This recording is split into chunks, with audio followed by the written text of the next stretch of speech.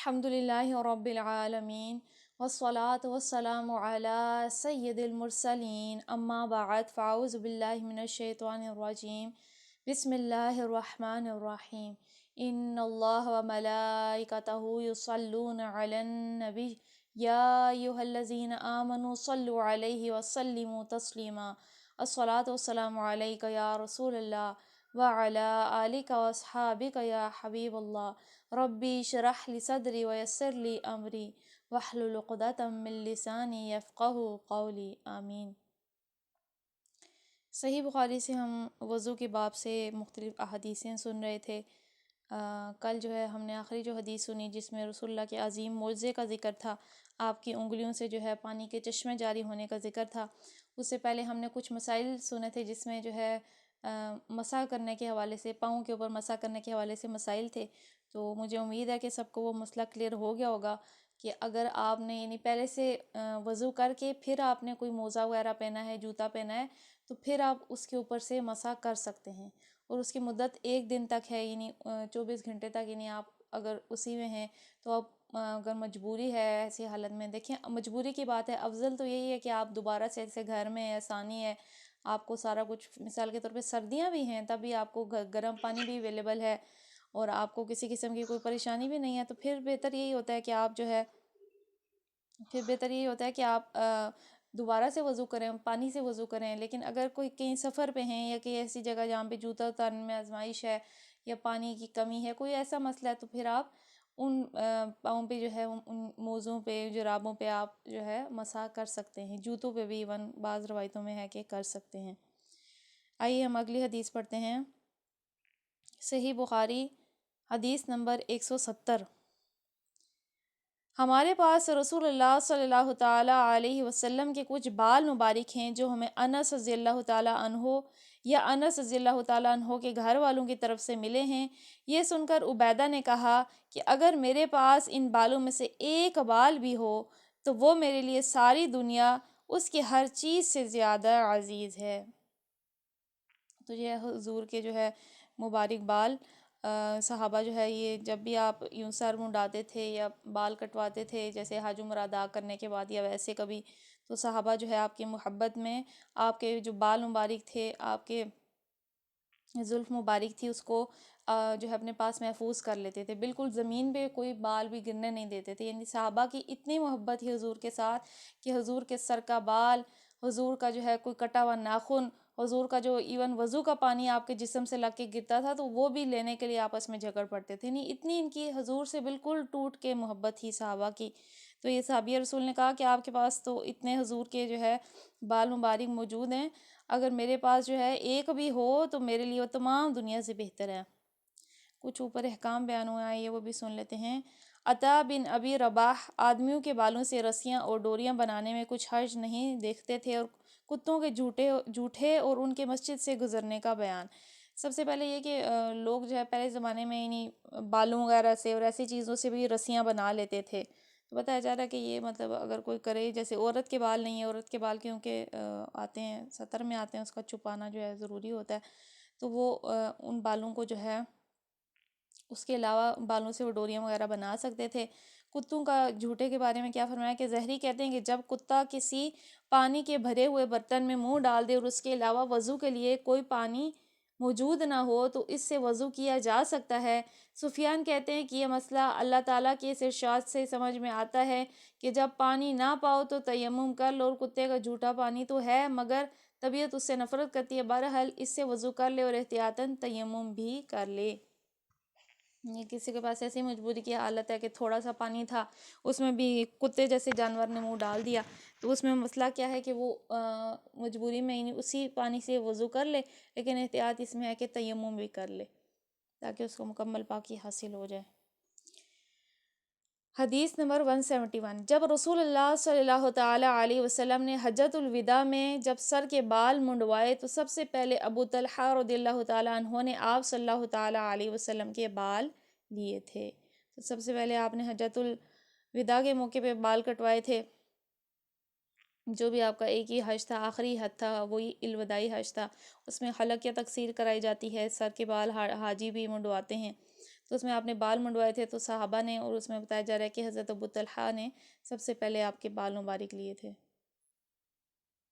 تو آپ کے منہ مبارک بھی کہتے ہیں آپ کے بالوں کو. تو صحابہ نے یعنی دیکھیے جمع کیا. آج تک بھی جو ہے کافی لوگوں کے پاس وہ یعنی بال منہ مبارک پائے جاتے ہیں، اکثر لوگوں کے پاس جو ہے ہوتے ہیں، اور کم اس لیے ہیں کیونکہ کچھ لوگ اپنی قبر میں یوں رکھوا لیتے ہوتے ہیں برکت کے لیے، اور حساب کتاب میں آسانی کے لیے اپنے کفن میں رکھوا لیتے ہوتے ہیں، ساتھ لے جاتے ہیں اس طرح سے. لیکن اس کے باوجود بھی دیکھیے کہ دنیا میں کافی لوگوں کے پاس جو ہے آپ کے منہ مبارک موجود ہیں، ان کی زیارت کر کے ہم برکتیں لے سکتے ہیں. صحیح بخاری حدیث نمبر 172. رسول اللہ صلی اللہ تعالیٰ علیہ وسلم نے فرمایا، جب کتا تم میں سے کسی کے برتن میں سے کچھ پی لے تو اس کو 7 مرتبہ دھو لو تو پاک ہو جائے گا. ٹھیک ہے، تو اس میں ایک مسئلہ پتہ چلا ہے کہ اگر برتن ناپاک ہو جائے، اگر کتے جیسے نجس جانور ہے، ٹھیک ہے، تو جو نجس جانور ہے اس کے پینے سے ناپاک ہوتا ہے. ہر جانور کا ایسا معاملہ نہیں ہے. جیسے آپ کوئی اور دیکھ لیں، جیسے قربانی کا ہمارا جانور ہے یا کوئی ایسا ہے، تو اس کو صرف آپ ظاہری طور پہ صاف کر لیں. لیکن اگر کوئی نجس جانور ہے جیسے کتا وغیرہ ہے، تو اس میں کیا ہوتا ہے کہ اس برتن کو 7 مرتبہ آپ دھو لیں، پانی سے بہا لیں اس سے، تو وہ پاک ہو جاتا ہے. پھر صحیح بخاری حدیث نمبر 173. آپ صلی اللہ تعالیٰ علیہ وسلم نے فرمایا کہ ایک شخص نے کتے کو دیکھا جو پیاس کی وجہ سے گیلی مٹی کھا رہا تھا، تو ایک شخص نے اپنا موزہ لیا اور اس سے پانی بھر کر پلانے لگا، حتیٰ کہ اس کو خوب سیراب کر دیا. اللہ نے اس شخص کے اس کام کی قدر کی اور اسے جنت میں داخل کر دیا. تو اب دیکھیے کہ ایک کتے کو پانی پلانے کی وجہ سے، ٹھیک ہے، جو کتا تھا، ایک شخص نے دیکھا کہ اس کو اتنی پیاس لگی ہوئی ہے کہ وہ گیلی مٹی جو ہے وہ اسی کو چاٹ رہا ہے. ابھی دیکھیے آج کل بھی کتنی گرمی ہوتی ہے، ایسا موسم اب دیکھتے ہوں گے، ہم لوگ اتنا نوٹس نہیں کرتے لیکن کرنا چاہیے. آگے پیچھے جانور ہوتے ہیں، چرند پرند ہوتے ہیں، پیاس میں وہ ادھر ادھر جو ہے پانی کے لیے ترس رہے ہوتے ہیں. تو اب دیکھیں انہوں نے کتے کو دیکھا کہ گیلی مٹی کو چاٹ رہا ہے پانی کے لیے، تو اس نے کیا کیا کہ اپنے موزہ جو تھا چمڑے کا ہوا ہوگا جس کا بھی، اس نے اس کو پانی بھر کے پلا دیا، اس کو خوب پیٹ بھر کے پانی پلایا، اس سے ہی اس کو سیراب کر دیا. تو ایک اتنا سا عمل، چھوٹا سا عمل، لیکن اللہ نے اتنا، اللہ قدردان ہے کہ اللہ نے اس چھوٹے سے عمل کی بدولت اس شخص کو، اس کے باقی تمام زندگی کے عمل دیکھیے، ایک طرف وہ گناہ تھے، نیکیاں تھیں، جو بھی تھیں، لیکن اللہ کو یہ عمل اتنا پسند آیا کہ اللہ نے اس کے صدقے میں اس کو بخش دیا. اسی لیے کہتے ہیں کہ چھوٹے چھوٹے اعمال کی قدر جو ہے کرنی چاہیے. چھوٹے چھوٹے اعمال جو ہیں، ہو سکتا ہے کون سا عمل ہمارا قبول ہو جائے، ہو سکتا ہے ساری زندگی کی باتیں بیکار جائیں، کوئی ایک عمل اللہ کو پسند آ جائے یا کسی ایک عمل سے پکڑ ہو جائے. اسی لیے کہتے ہیں کہ ظلم سے بھی بچنا چاہیے. ہو سکتا ہے کسی ایک لمحے آپ نے کوئی ایسا کام کر دیا، کسی پہ ایسا ظلم کر دیا، کسی کی ایسی دل آزاری کر دی کہ آپ اللہ کی پکڑ میں آ جائیں. آپ جتنا مرضی عمل کرتے رہیں، لیکن آپ نے، کیونکہ وہ کہتے ہیں نا کہ جو ظالم ہوتا ہے، ظلم کرنے والا ہوتا ہے، تو اس کے جو مظلوم ہوتا ہے اس کی تو تکلیف تھوڑی دیر کی ہوتی ہے، وہ تھوڑی دیر تکلیف برداشت کرتا ہے، اب وہ جسمانی ہو، روحانی ہو، ذہنی اذیت ہو، کچھ بھی ہو. لیکن ظالم جو ہے وہ ہمیشہ کی پکڑ میں آ جاتا ہے، کیونکہ اس کا جو اعمال نامہ ہے وہ ریکارڈ ہو گیا، وہ لکھا گیا ہے. تو اس لیے اللہ تعالی ہمیں ظلم سے بچنے کی توفیق عطا فرمائے، اور ایسے عمل کی توفیق عطا فرمائے جس کی بدولت ہم بھی اس کی بخشش کے مستحق ہو جائیں. سورہ بقرہ آیت نمبر 173. اعوذ باللہ من الشیطان الرجیم، بسم اللہ الرحمن الرحیم. انما حرم علیکم المیتۃ والدم ولحم الخنزیر وما احل به لغیر اللہ فمن اضطر غیر باغ ولا عاد فلا اسم علیہ ان اللہ غفور رحیم. انما در حقیقت حرم حرام کیا علیکم تم پر المیتۃ مردار، والدم اور خون، ولحمہ اور گوشت، الخنزیر سور، وما اور جو احل پکایا گیا بھی اس پر لغیر اللہ اللہ کے سوا، فمنی پس جو اضطر لاچار ہوا، غیر باغ نہ سرکشی کرنے والا، ولا عاد نہ حد سے بڑھنے والا، فلا تو نہیں، اسم کچھ گناہ، علیہ اس پر، ان اللہ بے شک اللہ، غفور الرحیم بخشنے والا رحم کرنے والا ہے. اللہ کی طرف سے اگر کوئی پابندی تم پر ہے تو وہ یہ ہے کہ مردار نہ کھاؤ، خون سے اور سور کے گوشت سے پرہیز کرو، اور کوئی ایسی چیز نہ کھاؤ جس پر اللہ کے سوا کسی اور کا نام لیا گیا ہو۔ ہاں، جو شخص مجبوری کی حالت میں ہو اور ان میں سے کوئی چیز کھا لے بغیر اس کے کہ وہ قانون شکنی کا ارادہ رکھتا ہو یا ضرورت کی حد سے تجاوز کرے، تو اس پر کچھ گناہ نہیں، اللہ بخشنے والا رحم کرنے والا ہے۔ اب دیکھیے کہ ہم کھانے پینے کے حوالے سے پڑھ رہے تھے، تو ہم نے کل یہ پڑھا کہ خود سے جو چیزیں انہوں نے زمانہ جاہلیت میں حرام کر لی ہوئی تھیں، اللہ تعالیٰ نے جو حلال پاک چیزیں دی تھی ان کو کفار نے خود سے حرام اپنے اوپر ٹھہرا لیا تھا۔ اب جو ہے اس آیت میں کلیئر کر دیا گیا ہے کہ یہ چیزیں ہیں جو کھانے پینے میں حرام ہیں، اس کے علاوہ جو تمہیں حاصل ہے، جیسے کہ پچھلی آیتوں میں تھا کہ وہ کھاؤ اللہ تعالیٰ کا دیا پاکیزہ رزق اور اس میں کچھ مذائقہ نہیں ہے، اس کا شکر ادا کرو۔ تو اب بتایا گیا ہے کہ یہ چیزیں منع ہیں۔ تو سب سے پہلے کیا بتایا گیا ہے؟ مردار، یعنی مردہ، اب جو بھی جانور مردہ ہو جائے تو ہم اس کو کاٹ کے اس کا گوشت نہیں کھا سکتے، اور جو کافر ہیں چائنیز وغیرہ یا ادھر ادھر آپ دیکھتے ہوں گے لوگ تو مردار کو بھی نہیں کاٹ کے جو ہے اس کا بھی گوشت کھا لیتے ہیں۔ تو مردار ہم نہیں کھاتے، ہم جو ذبح کرتے ہیں اللہ کے نام پہ ذبیحہ ہوتا ہے وہ کھاتے ہیں۔ اسی طرح سے خون سے بھی بچنا چاہیے، کھانے میں استعمال یعنی نہ ہو، اور سور کا گوشت، تو یہ پگ جو ہوتا ہے اس سے تو اس کے گوشت سے جو ہے بچنا ہوتا ہے ہم نے، یہ بھی نجس ہے، تو ناپاک چیز ہے، تو اس کا جو گوشت ہے وہ نہیں کھانا چاہیے۔ پورک بھی جس کو کہتے ہیں نا، تو یہ منع ہے، تو اس سے بچنا چاہیے۔ اور اس کے علاوہ کیا بتایا کہ جس پر کسی اور کا نام لیا گیا ہو، اس کا اطلاق اس جانور کے گوشت پر بھی ہوتا ہے جسے خدا کے سوا کسی اور کے نام پر ذبح کیا گیا ہو، اور کھانے پر بھی ہوتا ہے جو اللہ کے سوا کسی اور کے نام پر بطور نظر کے پکایا جائے۔ حقیقت یہ ہے کہ جانور ہو یا غلہ یا کوئی کھانے کی چیز، دراصل اس کا مالک اللہ تعالیٰ ہی ہے، اور اللہ تعالیٰ ہی کی چیز ہم کو عطا ہے، لہٰذا اعتراف نعمت، صدقہ و نظر و نیاز کے طور پر اگر کسی کا نام ان چیزوں پر لیا جا سکتا ہے تو وہ صرف اللہ ہی کا نام ہے۔ اس کے سوا کسی کا نام لینا یہ معنی رکھتا ہے کہ ہم خدا کی بجائے یا خدا کے ساتھ اس کی بالا تری بھی تسلیم کر رہے ہیں اور اس کو بھی منم سمجھتے ہیں۔ تو اب یہ کہ غیر اللہ کا یعنی اگر کسی چیز پہ نام لیا جائے، ہاں یہ ہے کہ دیکھیے جیسے قربانی ہے تو اس میں تو دیکھیے آپ لوگ فار ایگزامپل گھر میں کمانے والے 3 لوگ ہیں اور وہ تینوں کی اپنی الگ الگ قربانی ہے، کسی نے بکرا دیا ہے، کسی نے کچھ حصہ ڈالا ہے، تو اس میں آپ کلیئر کریں گے کہ یہ فلانے کی قربانی ہے، یہ فلانے شخص کی ہے، اور یہ فلانی کی ہے۔ اس طرح سے آپ کلیئر کریں گے کہ یہ ان کی ہے، تاکہ نہیں پتہ چلے کہ ان کی جو قربانی تھی وہ ادا ہو گئی ہے۔ لیکن ظاہر سی بات ہے کہ ذبح کرنے والا تو تکبیر ہی پڑھتا ہے نا، تو اللہ کا ہی نام پکارتا ہے، بسم اللہ اللہ اکبر پڑھتا ہے، تو اسی لیے جو ہے کوئی بھی کھانے کی چیز ہو ذبیحہ، خاص طور پہ ایون مرغی تک بھی ذبح کرتے ہیں تو اس پہ بھی تکبیر پڑھی جاتی ہے۔ تو اس لیے بتایا جا رہا ہے کہ وہ چیز کھاؤ جس پہ اللہ کا نام لیا گیا ہو، ہاں اللہ کے علاوہ کسی اور کا نام لیا گیا ہو تو وہ نہ کھاؤ۔ پھر بتایا جا رہا ہے جو مجبوری کی حالت میں ہو اور کچھ کھا لے، اب کوئی ایسا شخص ہے کہ بھوک افلاس اتنی حد تک بڑھ گئی ہے اور وہاں کھانے کے لیے یا تو مردار ہی ہے، کوئی مردہ چیز ہے جس کو وہ کھا سکتا ہے، یا وہاں پہ ایسا ہے کہ کافروں کے وہ ایسی جگہ پہ ہے جہاں پہ اس کو یعنی پاک چیزیں اویلیبل نہیں ہیں، یہ کوئی ایسی مجبوری کی حالت ہے کہ سور کے گوشت کے علاوہ کوئی چیز نہیں ہے، یعنی کچھ بھی ہو سکتا ہے کہ اب وہ نہیں کھائے گا تو مر جائے گا، تو اس صورت میں بتایا گیا ہے کہ وہ کھا لے، لیکن نہ دل میں یہ سوچتا ہو کہ میں اللہ تعالیٰ کے جو ہے نا حکم کی نافرمانی کرنے کی نیت نہ ہو، اور دوسرا یہ کہ حد سے تجاوز نہ کریں، اتنا ہی لے جتنا اس کی ضرورت ہے۔ تو اس آیت میں حرام چیز کے استعمال کرنے کی اجازت 3 شرطوں کے ساتھ دی گئی ہے۔ ایک یہ کہ واقعی مجبوری کی حالت ہو، مثلا بھوک یا پیاس سے جان پر بن گئی ہو یا بیماری کی وجہ سے جان کا خطرہ ہو، اور اس حالت میں حرام چیز کے سوا اور کوئی چیز میسر نہ ہو۔ دوسرا یہ کہ خدا کے قانون کو توڑنے کی خواہش دل میں موجود نہ ہو۔ تیسرا یہ کہ ضرورت کی حد سے تجاوز نہ کریں، مثلا حرام کے چند لقمے یا چند قطرے، چند گھونٹ اگر جان بچا سکتے ہوں تو اس سے زیادہ اس چیز کا استعمال نہ ہونے پائے، یعنی ایسا ہے کہ اگر نہیں کھائے گا تو کوئی مر جائے گا، یا پیے گا نہیں کچھ تو مر جائے گا، تو اس صورت میں صرف چند گھونٹ جو کہ اس کی زندگی بچانے کے لیے کافی ہوں اتنے وہ استعمال کر سکتا ہے۔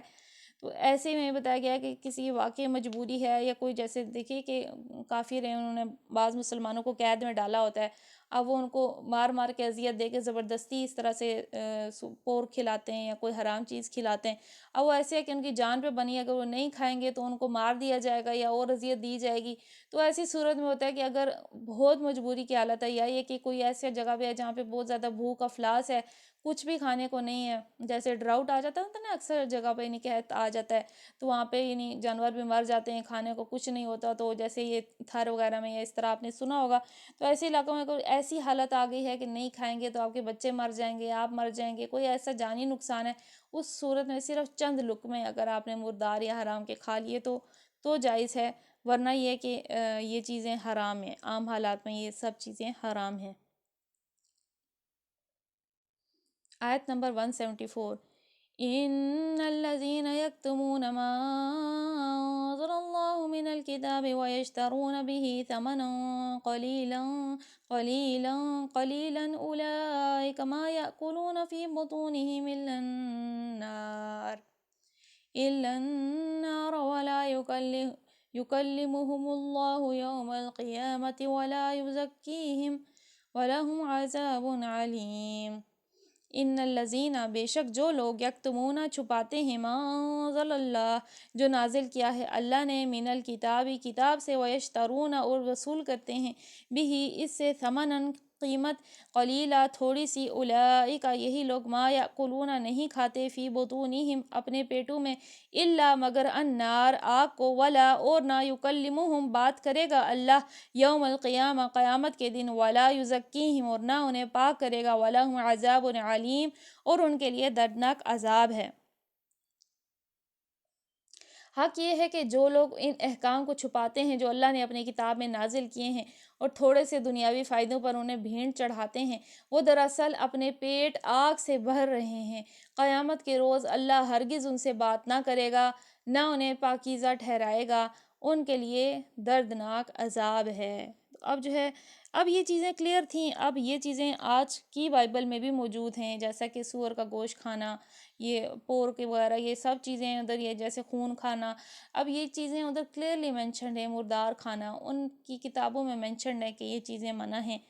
شراب کا ایون بیان ہے کہ وہ پینا منع ہے. اس کے باوجود اب کیا ان لوگوں کا معاملہ تھا، حق کو چھپاتے تھے، اور اللہ نے جو احکام نازل کیے تھے ان کو دنیاوی فائدے نہیں. جو بھی جوگی پادری ان کے چرچ میں ہوتے ہیں، اب ان کا کیا معاملہ تھا، انہوں نے لوگوں کو اپنے پیچھے لگا رکھا تھا، اپنا گرویدہ بنا رکھا تھا، وہ لوگوں کو حق بات نہیں بتاتے تھے، ورنہ اس سے لوگ، ظاہر ہے ان کی طرف سے مجمع کم ہو جائے گا. تو اب بتایا جا رہا ہے، مطلب یہ ہے کہ عام لوگوں میں جتنی غلط توہمات پھیلے ہیں اور باطل رسموں اور بے جا پابندیوں، جو نئی نئی شریعتیں بن گئی ہیں، ان سب کی ذمہ داری ان علماء پر ہے جن کے پاس کتاب الہی کا علم ہے، مگر انہوں نے عامہ خلائق تک اس علم کو نہ پہنچایا، اور جب لوگوں میں جہالت کی وجہ سے غلط طریقے رواج پانے لگے تو اس وقت بھی وہ ظالم منہ میں کھنگنیاں ڈالے بیٹھے تھے، بلکہ ان میں بہتوں نے اپنا فائدہ اسی میں دیکھا کہ کتاب اللہ کے احکام پر پردہ ہی پڑا رہے. اب کئی سارے ایسے احکام ہیں آج ہم سے بھی چھپاتے ہیں، علماء نے بیان نہیں کرتے، بعض دین کا ایسا حصہ ہے جو وہ بیان نہیں کرتے. کتنے سارے مسائل ہیں جو قرآن میں ہم آئیں گے پڑھیں گے تو ہمیں پتہ چلے گا کہ یہ تو کوئی مولوی حضرات یا کوئی بھی عالم بتاتے ہی نہیں ہیں، بیان ہی نہیں کرتے. تو ہمیں کلیئر ہو جائے گا کہ مطلب اسی طرح کے جو ہے ان یہودی علماء اس ٹائم جو اس طرح سے جنہوں نے نئے نئے اپنے فرقے بنا لیے تھے، نئی نئی چیزیں دین میں بدعتیں ایڈ کر لی تھیں، اب ان میں کیا تھا کہ انہوں نے ایک چیز ایڈ کی، اب یہ کہ لوگوں نے اس کی شکل بگاڑ دی، وہ کرتے کرتے وہ ایک غلط حالت اختیار کر گئی. تو اس وقت بجائے اس کے کہ وہ لوگ اصلاح کرتے، بتاتے کہ بھائی یہ چیزیں اب حد سے آگے جا رہی ہیں. جیسے آپ دیکھیں، مثال لے لیتے ہیں، جیسے مزارات بنانا ہے. اب ایک بدعت یہ ایجاد کی گئی کہ قبرستان سے ہٹ کے ایک مزارات بنانا شروع کیے گئے کہ چلو ہم اس جگہ پہ یعنی عبادت کر لیا کریں گے، اللہ کی یاد کر لیا کریں گے، ان بزرگ سے برکتیں پا لیا کریں گے، ان کی ان کا جہاں پہ اللہ کے نیک لوگ ہوتے ہیں وہاں پہ فرشتے آتے ہیں، تو چلو اس جگہ پہ برکتیں ہوں گی. لیکن یہ کہ وہ کرتے کرتے وہ بدعت اتنی وہ اختیار کر چکی ہے کہ اب لوگ وہاں طواف کر رہے ہوتے ہیں، بعض جگہ پہ لوگ سجدے کر رہے ہوتے ہیں، قبر چومنا، وہاں پہ آ کے قبر والے سے دعائیں مانگنا، عام لوگوں نے اس چیز کو اس حد تک آگے لے گئے ہیں کہ جو شرک و کفر کی طرف ہے. اب بجائے اس کے کہ علماء کھلے طور پہ واضح واضح طور پہ حق بیان کریں گے، چونکہ یہ بدعت ڈالی گئی تھی اس طرح سے مزارات قبر بنائی گئی تھی، اب لوگ ان کا طواف بھی کرتے ہیں، وہاں پہ سجدے بھی کرتے ہیں۔ اب کلیئر کیا جاتا کہ کیونکہ یہ اسی بدعت کی وجہ سے ہوا ہے، تو لوگ اس کو یعنی بجائے اس کے کہ اس چیز کو کلیئر کیا جائے، واضح کیا جائے کہ یہ اس بدعت کی وجہ سے ہوا ہے، اب وہ بھی اس پہ نہیں بعض حضرات چپ کر کے بیٹھے رہتے ہیں۔ تو اسی طرح سے یہودیوں میں بھی کئی ساری غلط چیزیں تھیں، کھانے پینے کے جیسے معاملات کا بھی تذکرہ چل رہا ہے۔ تو بتایا جا رہا ہے کہ جو اس طرح سے کرتے ہیں تاکہ ان کے جو ہے وہ چندے آتے رہیں، ان کے لنگر چلتے رہیں، ان کے پیٹ بھرتے رہیں، تو بتایا جا رہا ہے کہ وہ دراصل اس کھانے سے جو ہے اپنے پیٹوں میں آگ بھر رہے ہیں۔ اب بتایا جا رہا ہے کہ قیامت کے روز ہرگز اللہ ان سے بات نہ کرے گا اور نہ انہیں پاکیزہ ٹھہرائے گا۔ تو یہ دراصل ان پیشواؤں کے جھوٹے دعووں کی تردید اور ان کی غلط فہمیوں کا رد ہے جو انہوں نے عام لوگوں میں اپنے متعلق پھیلا رکھی تھی۔ وہ ہر ممکن طریقے سے لوگوں کے دلوں میں یہ خیال بٹھانے کی کوشش کرتے ہیں اور لوگ بھی ان کے متعلق ایسا ہی گمان رکھتے ہیں کہ ان کی ہستیاں بڑی پاکیزہ اور مقدس ہیں اور ان کے دامن گرفتہ ہو جائے گا ان کی سفارش کر کے وہ اللہ کے ہاں اسے بخشوا لیں گے۔ جواب میں اللہ فرماتا ہے کہ ہم انہیں ہرگز منہ نہ لگائیں گے اور نہ انہیں پاکیزہ قرار دیں گے۔ تو اب جو بھی یعنی غلط ان طریقوں پہ چل پڑا ہے، لوگ دیکھیے کہ ان عالموں کے بارے میں، ان پیشاؤں کے بارے میں لوگوں کے تو یہ عقائد تھے کہ یہ ہمیں درست چیز کی تعلیم دے رہے ہیں، کتنے پرہیزگار ہیں، کتنے نیک ہیں، لیکن حقیقت حال کچھ اور ہی تھی۔ تو لوگ جو ان کے دامن سے نہیں وابستہ ہو جاتے تھے اور پھر یہ ہے کہ یہی سمجھتے تھے کہ بس یہ جو بات بول رہے ہیں اس پہ میرے کان بند آنکھیں بند ہیں، بس یہی درست ہے، اس میں جو ہے کوئی غلطی کی گنجائش ہی نہیں ہے، جبکہ ایسا نہیں ہے۔ بتایا جا رہا ہے کہ جو ہے یہاں سے یہ غلطی شروع ہوئی جب انہوں نے یعنی کسی اور کی بات کو کامل سمجھنا شروع کر دیا۔ تو ان لوگوں نے یہ سمجھا تھا کہ ہم جو ہے جیسے ان پرانے لوگوں کی پیروی کریں گے تو وہ ہمیں بخشوا لیں گے۔ آج بھی ایسی عقیدے ہیں کہ ہم بس فلاں کے پیرو ہیں تو ہماری تو بخشش ہو جائے گی۔ تو یہ کلیئر کر دی گئی یہ چیزیں کہ ایسا ہرگز نہیں ہے۔ اللہ تعالیٰ تو وہ خود بھی ان کے مخالف ہو جائیں گے، وہ ہستیاں جن کے ساتھ انہوں نے یہ معاملات جو ہے کر دی ہیں، اور پھر جو ہے وہ خود بھی ان کے دشمن ہو جائیں گے اور قیامت کے دن جو ہے یہ جو ہے ان کو پکاریں گے لیکن وہ جو ہے انہیں منہ بھی نہ لگائیں گے، تو یہ جو ہے انہی کے ہی دشمن ہو جائیں گے۔ أولئك الذين اشتروا الضلالة بالهدى والعذاب بالمغفرة فما أصبرهم على النار۔ اولئک الذین، یہی لوگ جنہوں نے اشتروا مول لی الضلالہ گمراہی بالہدى ہدایت کے بدلے، والعذاب اور عذاب بالمغفرت مغفرت کے بدلے، فما سو کس قدر اصبرہم بہت صبر والے ہیں، علی النار آگ پر۔ وہ لوگ ہیں جنہوں نے ہدایت کے بدلے دلالت خریدی اور مغفرت کے بدلے عذاب مول لے لیا۔ کیسا عجیب ہے ان کا حوصلہ کہ جہنم کا عذاب برداشت کرنے کے لیے تیار ہیں۔ یعنی اب دیکھیے کہ ان لوگوں کے بارے میں فرمایا جا رہا ہے جو ایسے گمراہیاں اختیار کرتے ہیں، جب ان کو سمجھایا جاتا ہے یہ غلط ہے، درست نہیں ہے، تو وہ کیا کرتے ہیں کہ یہی کہتے ہیں کہ ہم جو ہے ہمارا اپنا معاملہ ہے، اپنی اپنی قبر میں جانا ہے، اس طرح کی نہیں باتیں لوگ کرتے ہیں۔ تو بتایا جا رہا ہے کہ ان کا معاملہ کتنا عجیب ہے کہ ہدایت کے بدلے وہ گمراہی کے رستے پہ چل پڑے ہیں، اور دوسرا یہ کہ مغفرت کے بدلے انہوں نے عذاب اللہ سے لے لیا۔ یعنی اللہ تو رحمت والا تھا، اللہ تو ان کو ہدایت دیتا، ان کو مغفرت کرتا، ان کو پاک جنتوں میں داخل کرتا، لیکن انہوں نے خود اپنے لیے غلط رستہ چنا۔ اب یہ زندگی کے ہر معاملے کے لیے دیکھیے کہ ہمارے سامنے دونوں رستے، ہم چاہیں تو گمراہی والے رستے پہ چل پڑیں، اور پھر کیا ہے کہ ہم جب گمراہی والے رستے پہ چلیں گے تو پھر ہدایت ہم سے چھین لی جائے گی، اور پھر اس کا بدلہ کیا ہوگا کہ مغفرت کی بجائے ہمیں اللہ کا عذاب ہوگا، اور وہ جہنم کا ایسا دردناک عذاب ہے، جیسے بتایا جا رہا ہے کہ کیسے عجیب لوگ ہیں کہ اس عذاب کو برداشت کرنے کے لیے تیار ہیں۔ تو یہ ہم سب کے لیے کہ کیا ہم یہ چاہتے ہیں کہ ہم جو ہے ہمیں جہنم میں ڈال دیا جائے، اس کا تو عذاب ہم برداشت ہی نہیں کر سکتے، تو کیوں نہ اس کی بجائے ہدایت کے رستے پہ چلا جائے، کیوں نہ اس کی بجائے اللہ کی مغفرت کے رستے پہ چلا جائے، جو رستہ جنت کا رستہ ہے۔ اللہ تعالیٰ ہمیں اسی رستے پہ چلائے، اسی رستے کی پیروی عطا فرمائے، اور ہم سب کو گمراہیوں سے بچائے۔ آئیے اگلی آیت پڑھ لیتے ہیں تاکہ رکوع مکمل ہو جائے۔ ذلك بأن الله نزل الكتاب بالحق وإن الذين اختلفوا في الكتاب لفي شقاق بعید۔ ذالک یہ، بأن اس لیے کہ اللہ نزلہ نازل کی الکتاب کتاب الحق کی حق کے ساتھ، و ان اور بے شک الذین جو لوگ اختلاف کیا فی الکتابی کتاب میں، لفی شقاق وہ ہیں ضد میں، بعید دور کی۔ یہ سب کچھ اس وجہ سے ہوا کہ اللہ نے تو ٹھیک ٹھیک حق کے مطابق کتاب نازل کی تھی، مگر جن لوگوں نے کتاب میں اختلاف نکالے وہ اپنے جھگڑوں میں حق سے بہت دور نکل گئے۔ تو دیکھیے کہ واقعی ایسا نہیں ہے، آج خود آپ اس آیت کو دیکھیں اور مسلمانوں کی حالت دیکھیں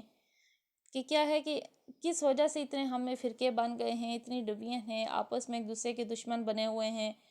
مسلمان مسلمان کو مار رہا ہے، مسلمان مسلمان کو شہید کر رہا ہے۔ تو بتایا جا رہا ہے کہ اللہ نے تو ٹھیک ٹھیک بات کلیئر رسول اللہ کے احکام ہیں، قرآن میں آیتیں ہیں، سب کچھ کلیئر ہے، لیکن اب لوگوں نے کیا کیا، کتاب میں سے ایک مسئلہ ہے تو آپ ایک کا پڑھیں گے، کسی ایک مکتبہ فکر کے عالم کا پڑھیں گے تو آپ کو جو ہے بالکل جو ہے ڈفرینٹ چیز نظر آئے گی، دوسرے کا پڑھیں گے تو بالکل 180 ڈگری اس کے بالکل اپوزٹ بات کی جا رہی ہے۔ لیکن آپ یہ ہے کہ اللہ تعالیٰ نے انسان کو عقل و شعور عطا فرمائی ہے، وہ خود جو ہے دونوں کا سن کے جو ہے جج کر سکتا ہے کہ کون سی چیز جو ہے بہتر ہے، حق کے زیادہ قریب ہے۔ اللہ تعالیٰ ہم سب کو سمجھ عطا فرمائے، دین کی سمجھ عطا فرمائے، اور صحیح جو سیدھا راستہ ہے اس کو پہچان کے اس پہ چلنے کی توفیق عطا فرمائے۔ اللہ تعالیٰ اے اللہ ہم سب کو اپنی ہدایت کے راستے پہ چلا، اے اللہ ہمیں گمراہی کے راستے پہ چلنے سے بچا، اے اللہ عز و جل ہمیں اپنی مغفرت کے راستے پہ چلا، اے اللہ عز و جل ہمیں عذاب کے راستے پہ چلنے سے بچا، اے اللہ عز و جل ہم سب کو جنت الفردوس میں بے حساب داخلہ عطا فرما اور جہنم کی آگ سے خلاصی عطا فرما۔ اے اللہ آج کے ہم نے تفسیر میں جو کچھ سنا، جو کچھ ہم نے احادیث مبارکہ میں سنا، اے اللہ ہمیں اسے یاد رکھنے، سمجھنے اور اس پہ عمل کرنے کی توفیق عطا فرما۔ اے اللہ اس قرآن کو ہمارے لیے توشہ آخرت بنا دے، ہدایت کا ذریعہ بنا دے، اور ہم سب کی زندگیاں سنوار دے اور ہمیں سیدھے راستے پہ چلنے کی توفیق عطا فرما۔ اے اللہ ذی الحجہ کے مہینے کی برکتیں ہمیں عطا فرما، ہمیں اس میں بہترین عبادت کرنے کی توفیق عطا فرما۔ اے اللہ ہم سے صدا صدا کے لیے راضی ہو جاؤ۔ اللہم صلی علی سیدنا و مولانا محمد وعلی آلہ وصحبہ وبارک وسلم علیہ۔ الصلاۃ والسلام علیک یا رسول اللہ وعلی آلک واصحابک یا حبیب اللہ۔ سبحانک اللہم وبحمدک لا الہ الا انت استغفرک واتوب الیک۔ بسم اللہ الرحمن الرحیم، وصلی اللہ علی محمد صلی اللہ تعالیٰ علیہ وآلہ وسلم۔ السلام علیکم ورحمۃ اللہ وبرکاتہ۔